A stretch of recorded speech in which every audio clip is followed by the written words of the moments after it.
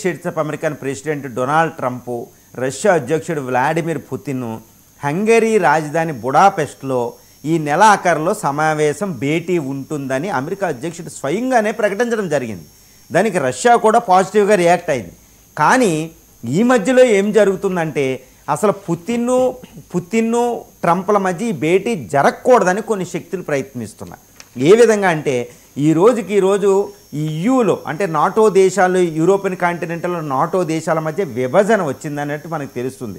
ఎందుకు నీళ్లు జమ్మారు, ఈ భేటీ ఎందుకు జరగకూడదంటే పోలాండ్ అధ్యక్షుడు డైరెక్ట్గా ప్రకటించడం జరిగిందనమాట. పోలాండ్ ఏమని, హంగరీ అంటే బుడాపెస్ట్ పుతిన్ ఫ్లైట్ వెళ్ళాలి అంటే అది పోలాండ్ గగనతలం నుంచి వెళ్ళాలి. ఇది మధ్యలో ఉంది కాబట్టి మా గగనతలం నుంచి పుతిన్ ఫ్లైట్ పయనిస్తే ఎట్టి పరిస్థితుల్లో మా గగనతలంలో పుతిన్ని అరెస్ట్ చేస్తాం. ఎందుకు అరెస్ట్ చేస్తారంటే ఇంటర్నేషనల్ క్రిమినల్ కోర్టు హేగ్ న్యాయస్థానం పుతిన్ మీద ఆల్రెడీ అరెస్ట్ వారెంట్ ఇచ్చింది. ఎందుకు, దేని మీద నేరారోపణ అంటే ఉక్రెయిన్లో చిన్నపిల్లల మరణాలు, ఉక్రెయిన్లో చిన్నపిల్లలను బంధించి రష్యాకి ట్రాన్స్పోర్ట్ చేయడం.